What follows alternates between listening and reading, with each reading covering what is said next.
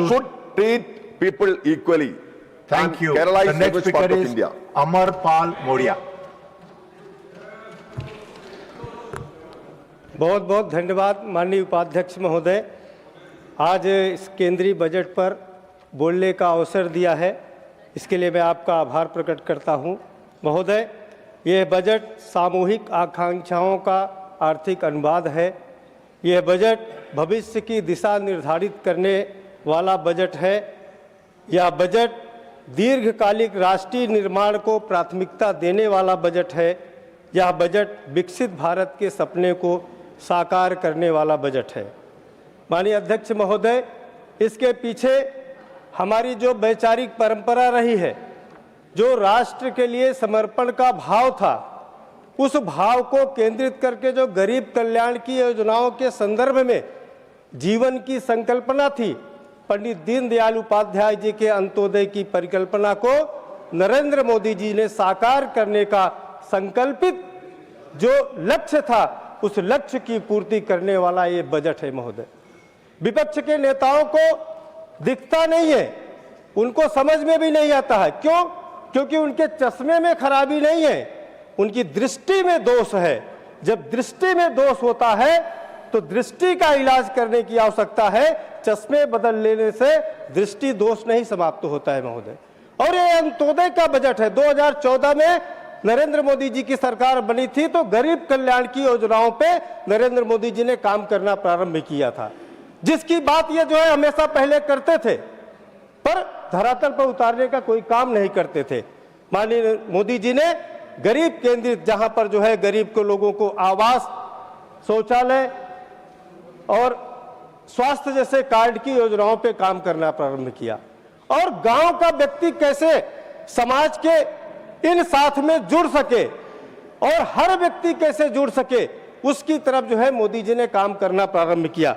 महोदय, सुचेता कृपलानी जी ने कहा, महिलाओं और वंचितों को भागीदारी के बिना पंचायतें और देश लोकतंत्र की सशक्त इकाई नहीं बन सकती है। डॉक्टर भीमराव अंबेडकर जी ने कहा, सच्चा लोकतंत्र दिल्ली या राज्यों की राजधानियों से नहीं बल्कि गांवों की पंचायतों से होकर के गुजरता है।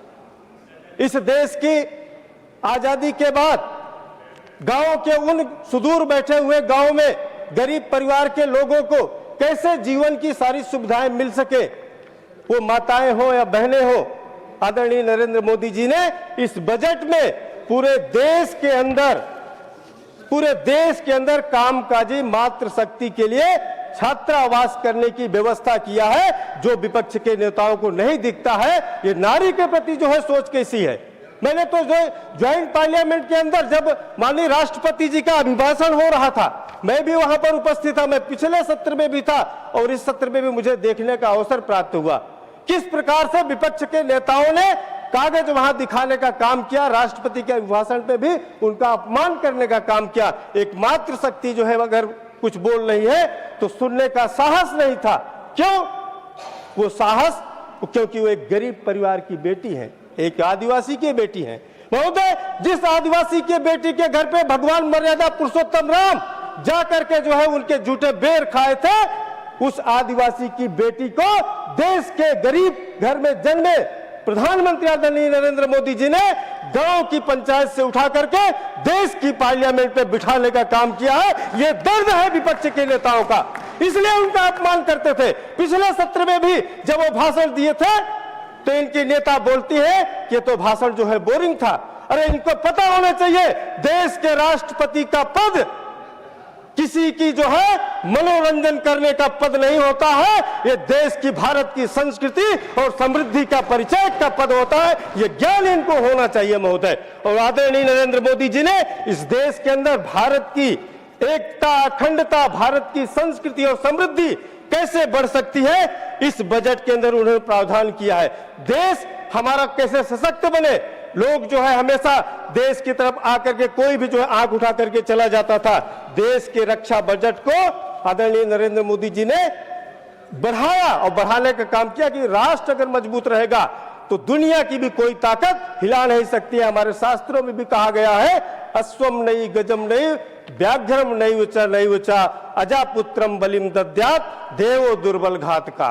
महोदय हमने देखा है, सुना, मैं गांव में जीवन जिया हूं, कोई भी गरीब व्यक्ति है तो सबसे ज्यादा उसी को सताया जाता था।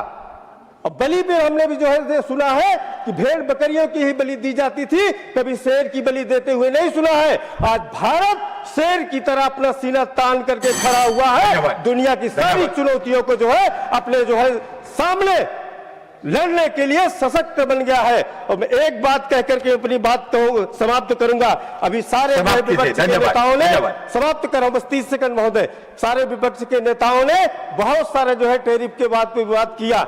महोदय मैं एक बात कहूंगा, कभी थे अकेले हुए आज इतने, नहीं तब डरे थे तो अब क्या डरेंगे, अंधेरों के बादल में तूफान है हम, जो टकराएंगे मौत अपनी मरेंगे, बनेगा देश विकसित जगे देश सारा, गगन में ये लहरेगा तिरंगा हमारा।